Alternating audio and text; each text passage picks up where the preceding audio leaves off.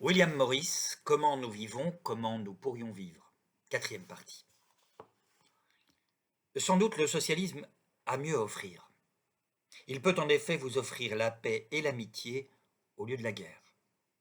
Nous pourrions vivre sans rivalité nationale. Il est évidemment préférable que toute population qui se sent l'envie naturelle de s'unir et de porter un nom commun ait le droit de se gouverner elle-même. Mais aucune collectivité vivant de façon civilisée ne devrait croire ses intérêts antagoniques à ceux d'une autre en supposant leur situation économique à peu près égale.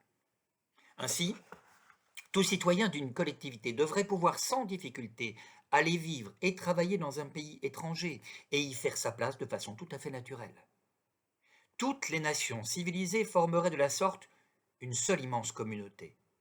Elles conviendraient ensemble de la nature et de la quantité des biens à produire et à distribuer. Elles s'assureraient que telle ou telle production se ferait là où elle serait la plus efficace. Elles collaboreraient pour éviter tout gaspillage. Songez seulement à toutes ces pertes que nous pourrions éviter. Une telle révolution répandrait partout une immense prospérité. Qui sur cette terre pourrait souffrir de cette révolution? Qui n'en profiterait pas? Quant à ce qui l'empêche de se réaliser, j'aborderai bientôt cette question. Mais d'abord, passons de la compétition entre nations à celle entre grandes organisations de l'activité industrielle, grandes entreprises et sociétés par action, entre capitalistes, pour faire court.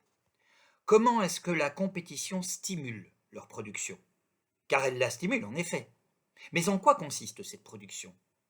Eh bien, il s'agit de la production d'objets que l'on revend pour faire des profits, en bref, de la production de profits. Voici comment la guerre commerciale parvient à stimuler cette production. Un marché quelque part demande des biens. Supposons qu'il existe 100 fabricants capables de les produire. Chacun d'entre eux accaparerait ce marché tout entier pour lui seul s'il le pouvait, et chacun se bat avec la dernière énergie pour en conquérir la plus grande part. Le résultat est inévitable, on produit bientôt beaucoup trop, le marché est saturé et tout ce travail acharné ne donne rien. À votre avis, cela ne ressemble-t-il pas beaucoup à la guerre? Ne voyez-vous pas le gaspillage, gaspillage de travail, de savoir-faire, d'intelligence? Tranchons le mot, le gaspillage de vie. Certes, direz-vous, mais grâce à tout cela, les prix baissent. Vous avez raison, en un sens. Mais ce n'est qu'illusion, car les salaires des ouvriers tendent à baisser en proportion des prix. C'est un coût énorme à payer pour ces bas prix illusoires. Autrement dit, le consommateur se fait escroquer, le producteur réel meurt de faim, et le seul à en bénéficier est le parieur, qui considère le consommateur et le producteur comme des vaches à lait. Sans parler d'ailleurs du problème du frelatage. Vous savez tous l'importance que cela peut avoir dans ce type de commerce. N'oubliez pas en outre que le frelatage est une conséquence absolument inévitable de la production de profits au moyen de marchandises à laquelle s'affairent ces soi-disant fabricants. Il est essentiel que vous compreniez que, tout bien considéré, le consommateur est parfaitement impuissant face aux parieurs. On ne lui propose rien d'autre que des articles à vil prix, et la recherche énergique et agressive de ces bas prix limite comment il peut espérer vivre sa vie. Aucun pays n'est à l'abri des ravages causés par la malédiction de la guerre commerciale. Des traditions vieilles de 1000 ans disparaissent en un mois devant son avancée. Elle infeste les pays faibles ou semi-barbares, et ce qui existait là de mystère, de plaisir ou d'art est jeté dans la fange du sordide et du laid.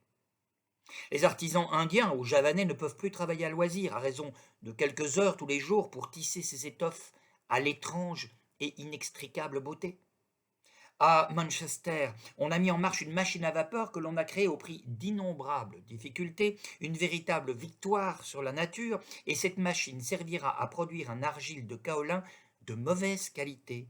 Et l'ouvrier asiatique, s'il ne meurt pas d'abord de faim, comme cela arrive souvent, est forcé lui-même d'aller s'engager dans une usine, si bien que son frère de Manchester verra son salaire baisser. Son caractère s'affaiblit et bientôt plus rien ne lui reste sinon peut-être la peur et la haine envers celui qui représente à ses yeux le mal absolu, le maître anglais. Le Polynésien doit cesser de tailler des canoës, il doit abandonner sa douce oisiveté et ses danses gracieuses pour devenir l'esclave d'un esclave. Le pantalon, le coton grossier, le rhum, le missionnaire, l'épidémie. Il lui faut avaler tout cela d'un coup. Il est sans défense et nous ne pouvons rien pour lui, tant que durera l'hideuse tyrannie de ce jeu de hasard qu'il a ruiné.